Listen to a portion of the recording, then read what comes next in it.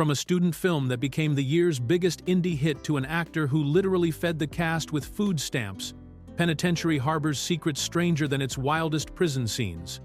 This gritty boxing drama's behind-the-scenes stories are as unbelievable as its on-screen madness. Fact 1. Student film phenomenon. When Fanaka sat down to write and direct Penitentiary in 1979, he wasn't some seasoned Hollywood filmmaker with a studio backing him up. He was still a graduate student at UCLA's prestigious film school, working on what would become his master's thesis project. But here's where things get absolutely wild. Fanaka didn't just make one feature film while studying at UCLA. He made 3 complete, full-length movies before he even graduated. This achievement was so unprecedented that no film student in the history of UCLA's program had ever accomplished anything like it before. Most film students struggle to complete even one short film during their entire academic career, let alone 3 feature-length productions. Fanaka managed to write, produce, and direct Welcome Home Brother Charles in 1975, MMA in 1976, and finally, Penitentiary in 1979, all while maintaining his status as a full-time student. What makes this even more remarkable is that Fanaka was operating with virtually no budget and had to be incredibly resourceful to pull off these productions. He was part of what film scholars call the LA Rebellion, a group of African-American filmmakers at UCLA who were determined to create authentic stories about Black experiences in America. While his fellow students were making traditional student shorts, Fanaka was essentially running his own independent film studio out of his dorm room. The university had never seen anything quite like Fanaka's ambition and productivity. His professors were initially skeptical that a student could handle the massive undertaking of producing feature films while keeping up with coursework. But Fanaka proved them wrong, time and time again. By the time Penitentiary hit theaters and became a massive commercial success, Fanaka had already established himself as one of the most prolific student filmmakers in cinema history. Fact 2. Food stamp catering hero. When the money ran out during the final week of filming Penitentiary, the production faced a crisis that could have shut down the entire movie. Director Fanaka had stretched his tiny budget as far as it would go, but with over 100 cast members and crew still needing to eat, there simply wasn't enough cash left to provide meals for everyone. That's when Wilbur Hi-Fi White, the actor who played the gap-toothed transvestite character Sweet Pea, stepped up and became an unlikely hero behind the scenes. White was a nightclub singer from Chicago's South Side, who had earned his nickname because of his powerful bluesy voice that sounded like a high-fidelity stereo system. He'd been performing in clubs since the 1950s and had even appeared in small roles on the television show Sanford and Son before landing his part in Penitentiary. But it wasn't his acting or singing talents that saved the production during that crucial final week of shooting. Recognizing that the cast and crew were about to go hungry, White took it upon himself to solve the food problem in the most creative way possible. He went around to every single person working on the film and collected their food stamps, pooling all of these government assistance vouchers together to create a makeshift catering budget. White then appointed himself as the production's official caterer, and used the combined food stamps to purchase groceries and prepare meals for the entire cast and crew. For 7 straight days, White managed to feed more than 100 hungry actors and technical staff members using nothing but food stamps and his own cooking skills. His resourcefulness and willingness to take charge during a potentially disastrous situation kept the production running smoothly and allowed Fanaka to complete his film. Without White's food stamp initiative, Penitentiary might never have been finished. Fact 3. Lincoln Heights Jail Double Life. The gritty prison scenes in Penitentiary were filmed at a very real and intimidating location, the Lincoln Heights Jail in Los Angeles, which had been shuttered and abandoned for years before the movie crew arrived. This wasn't some Hollywood backlot recreation of a prison, but an actual correctional facility that had housed real inmates until it was permanently closed shortly after the Watts riots in 1965. The imposing concrete structure, built back in 1931, provided the perfect authentic atmosphere for Fanaka's raw and uncompromising prison drama. What makes this location choice even more fascinating is that the same abandoned jail would go on to have a second career in Hollywood horror just 5 years later. When director Wes Craven was scouting locations for A Nightmare on Elm Street in 1984, he needed a suitably creepy and industrial setting for Freddy Krueger's supernatural lair. The production team discovered that the Lincoln Heights Jail's boiler room, with its maze of pipes, dark corners, and naturally ominous atmosphere was exactly what they were looking for. So the very same building that housed Leon Isaac Kennedy's character Too Sweet and the other inmates in Penitentiary became the underground domain where Freddy Krueger would stalk and terrorize teenagers in their dreams. The jail's boiler room, which had provided steam heat to warm the cells of real prisoners decades earlier, was transformed into one of the most iconic horror movie locations of the 1980s. This means that movie fans who visit the Lincoln Heights jail location today are standing in a place that served triple duty. First, as a real prison housing actual criminals, then as the fictional penitentiary where Too Sweet learned to box his way to freedom, and finally as the nightmarish basement where one of cinema's most famous killers came to life. Fact 4. UCLA Campus Prison Yard. While the interior prison scenes in Penitentiary were filmed at the authentic and intimidating Lincoln Heights jail, the outdoor prison yard sequences were shot in a completely different and surprisingly academic location. Director Jama Fanaka decided to film all of the prison yard scenes at the UCLA Cinema Department Quadrangle, which is located directly behind Melnitz Hall on the university campus. This means that when viewers watch inmates walking around the prison yard, exercising, or gathering for conversations, they're actually looking at a college campus that was temporarily transformed into a penitentiary. The choice to use UCLA's campus wasn't just a matter of convenience, even though Fanaka was still a student there at the time. The Cinema Department Quadrangle happened to have the right kind of concrete and institutional architecture that could believably pass for a prison recreation area when filmed from the correct angles. The production team simply had to be careful about what they included in each shot to avoid capturing any obvious university buildings or academic signage that would give away the true location. This created some amusing behind-the-scenes moments where regular UCLA students walking to their film classes might suddenly encounter a full movie production featuring actors dressed as hardened prisoners. The contrast between the educational environment of a prestigious university and the gritty world of the penitentiary that Fanaka was trying to create must have been quite surreal for everyone involved. The UCLA Quadrangle served as such a convincing prison yard that most viewers never suspect they're watching scenes filmed on a college campus. The location choice also demonstrates how resourceful independent filmmakers had to be when working with extremely limited budgets, using whatever locations they could access to tell their stories effectively. Fact 5. Last-minute Wildcat replacement. Just 24 hours before cameras were scheduled to start rolling on Penitentiary, director Jama Fanaka faced a crisis that could have derailed his entire production schedule. The actor who had been cast to play Hezekiah "Seldom Seen" Jackson, the wise old inmate who becomes Too Sweet's boxing trainer and mentor, suddenly quit the film without any warning or explanation. With no time to conduct a proper casting search, and the entire crew already assembled and ready to begin filming, Fanaka desperately needed to find a replacement actor immediately. That's when Floyd "Wildcat" Chapman entered the picture and saved the day with less than 24 hours' notice. Chapman was brought in as an emergency replacement and had to quickly learn his lines and understand his character's motivations before stepping in front of the cameras the very next morning. Despite having virtually no preparation time, Chapman delivered what many critics and fans consider to be one of the most memorable and emotionally powerful performances in the entire film. The character of Seldom Seen Jackson became crucial to the movie's emotional core, serving as a father figure to Too Sweet and representing the tragic reality of prisoners who have become so institutionalized that they can no longer imagine life on the outside. Chapman brought a natural authenticity and deep sadness to the role that perfectly captured the character's complex psychology and his acceptance of life behind bars. What makes Chapman's performance even more impressive is that he managed to create such a compelling and nuanced portrayal with essentially no rehearsal time or preparation period. His last-minute casting turned out to be a stroke of luck for the production, as his portrayal of Seldom Seen became one of the film's strongest elements and helped elevate the entire movie beyond typical exploitation fare. Fact 6. 3-Day Cell Brawl.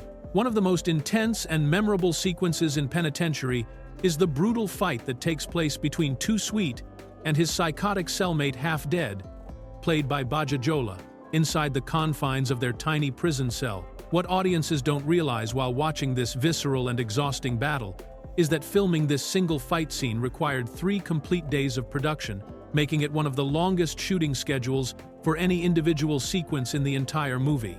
Director Fanaka was determined to capture every moment of this life-or-death struggle with unflinching realism, which meant that actors Leon Isaac Kennedy and Bajajola had to endure 3 full days of physically demanding and emotionally draining combat choreography. The cramped prison cell setting made the filming process even more challenging, as the camera crew had limited space to maneuver and capture all the necessary angles, while the 2 actors threw each other around the small concrete space. What makes this achievement even more remarkable is that neither Kennedy nor Jola used stunt doubles during any part of the 3-day filming process. Every punch, every throw, every moment where one character slams the other against the cell walls was performed by the actors themselves.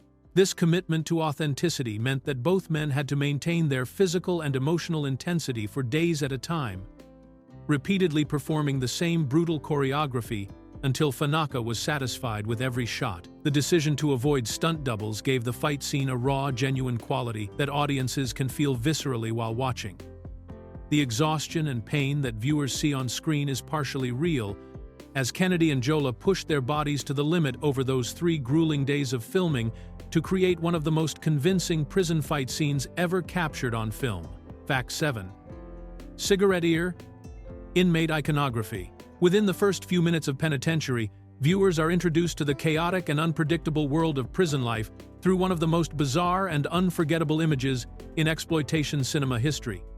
As the camera follows Too Sweet through his initial tour of the cell block, audiences encounter a wild-eyed inmate who struts confidently down the prison corridor with his hair standing on end, a glazed expression on his face, and most memorably, a lit cigarette stuck directly in his left ear with smoke curling up from it. This unnamed character appears for only a brief moment on screen, but his strange appearance and the surreal sight of him casually walking around with a burning cigarette protruding from his ear canal has stuck with viewers for decades. The image perfectly captures the unhinged atmosphere that director Fanaka wanted to establish right from the beginning, showing audiences that this prison operates by its own twisted logic where normal behavior simply doesn't apply. The cigarette ear inmate has become one of the most quoted and referenced visual elements from the entire film, often mentioned in reviews and discussions as the moment when viewers realize they're watching something completely different from typical prison movies. The character represents the kind of psychological breakdown and institutional madness that can occur when people are trapped in the prison system for too long, losing touch with reality and developing bizarre coping mechanisms. Film critics and cult movie enthusiasts have pointed to this character as a perfect example of Fanaka's ability to create memorable imagery that stays with audiences long after the credits roll. The cigarette ear inmate serves as both comic relief and a disturbing glimpse into the mental state of long-term prisoners, establishing the tone for all the strange and violent encounters that Too Sweet will face during his time behind bars. Fact 8. Kennedy's producer to star journey. Leon Isaac Kennedy's path to becoming the star of Penitentiary was completely unexpected and came about through a series of fortunate circumstances that changed the entire trajectory of his career. Kennedy was originally approached by director Fanaka to work behind the cameras as a producer on the film, bringing his business experience and industry connections to help get the low-budget project off the ground. At that time, Kennedy had already appeared in small roles in a few films, but he was primarily focused on the business side of entertainment rather than pursuing leading man roles.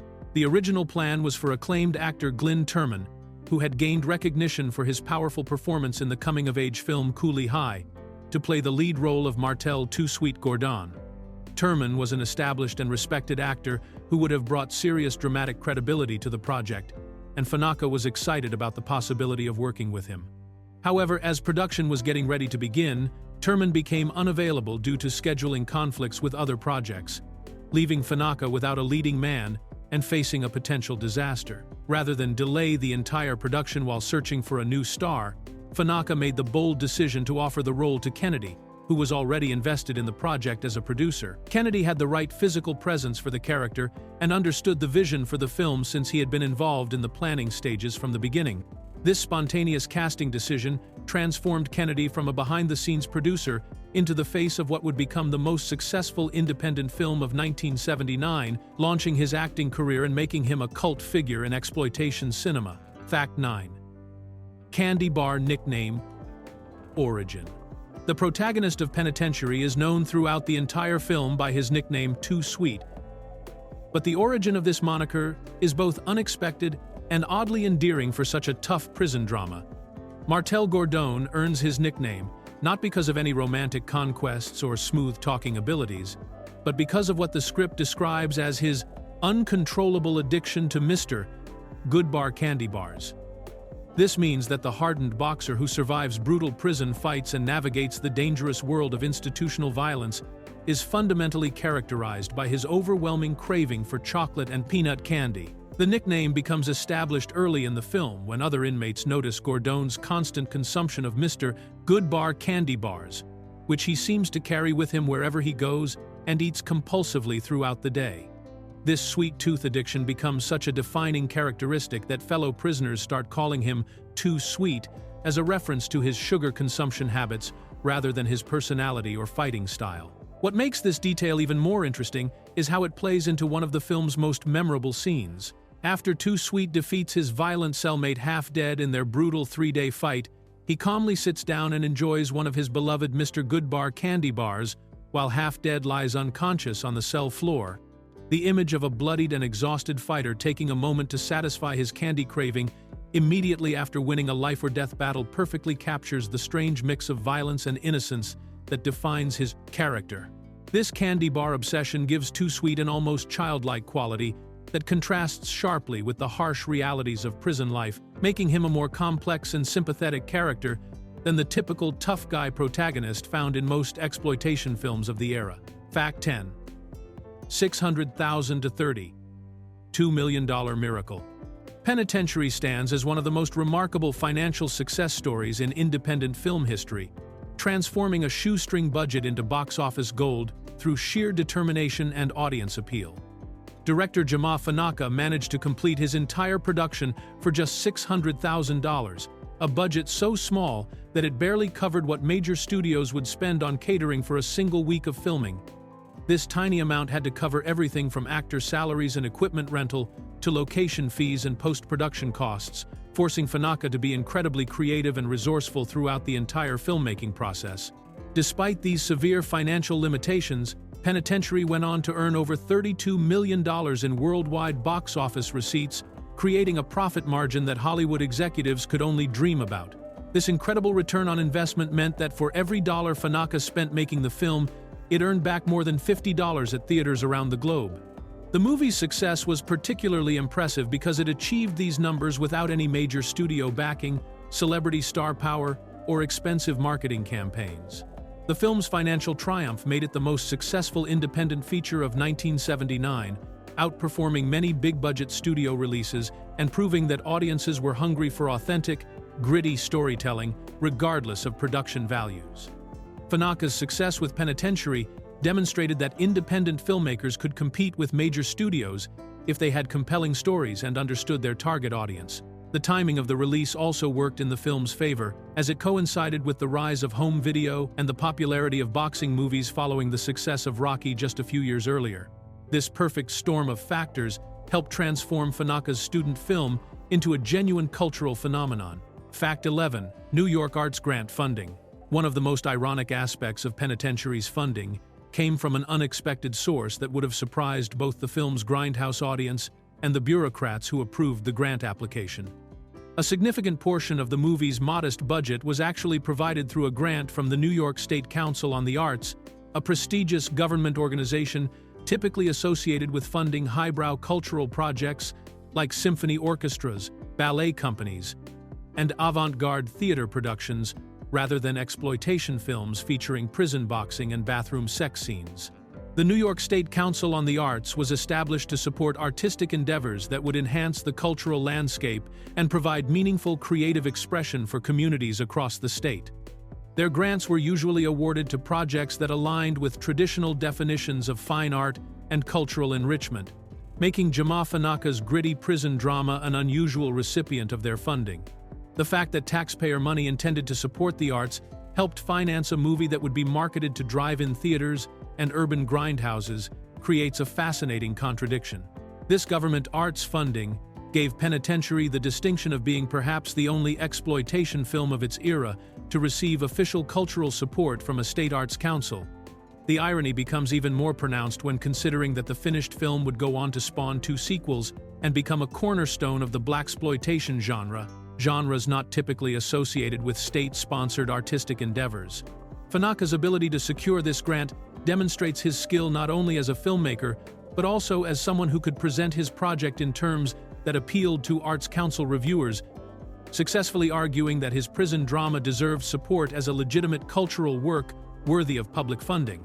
Fact 12. 7-week speed shooting. The entire production of Penitentiary was completed in an incredibly compressed time frame of just 7 weeks, a breakneck shooting schedule that would challenge even the most experienced Hollywood crews working with unlimited budgets and resources. Director Jama Funaka had to move quickly through every scene because his tiny budget simply couldn't afford the luxury of extended production periods or multiple takes, forcing the cast and crew to work with intense efficiency and make creative decisions on the spot without the benefit of lengthy rehearsals or elaborate planning sessions. Most of the filming took place at the abandoned Lincoln Heights jail facility, which provided an authentic and atmospheric setting but also presented unique logistical challenges that added pressure to the already tight schedule. The crew had to work around the limitations of shooting in a real former prison, dealing with issues like poor lighting conditions, cramped spaces, and the general decay of a building that had been closed for years, all while maintaining the rapid pace necessary to complete the film within their 7-week window. This compressed shooting schedule actually contributed significantly to the raw, documentary-like quality that gives Penitentiary much of its gritty authenticity and emotional impact. The actors didn't have time to overthink their performances or polish their delivery to Hollywood perfection, resulting in more natural and spontaneous reactions that feel genuine rather than rehearsed. The urgency of the production created an energy and immediacy that translates directly onto the screen, making viewers feel like they're witnessing real events rather than watching a carefully constructed fictional narrative. The 7-week timeline also meant that Funaka had to trust his instincts and commit to creative choices quickly, without the opportunity for extensive revisions or second-guessing that longer productions typically allow. Fact 13. Swahili name change inspiration. The director of Penitentiary was born Walter Gordon in Jackson, Mississippi. But by the time he made his breakthrough film, he had completely transformed his identity and was known by the distinctly African name Jama Funaka. This dramatic name change came about through a surprising discovery that Walter made during his time as a film student at UCLA, when he learned something unexpected about one of his professors that would alter his entire approach to filmmaking and his sense of cultural identity. Early in his academic career, Walter had been working with a film professor whom he assumed was white, based on the man's appearance and surname, which happened to be Schultz. Walter had developed a professional relationship with this instructor without ever questioning his racial background, simply accepting him as another white authority figure in the predominantly white film industry. However, Walter was shocked to discover that Professor Schultz was actually African American, a revelation that made him realize how names and appearances could mask someone's true cultural heritage and identity. This discovery prompted Walter to think deeply about his own name and how it might affect how audiences and industry professionals perceived his work.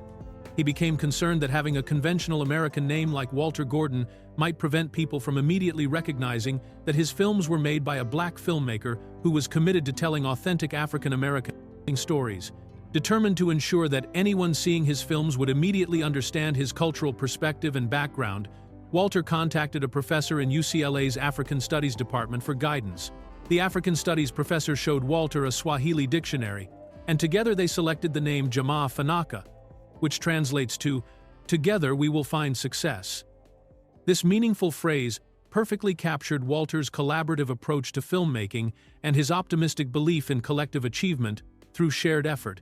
Fact 14.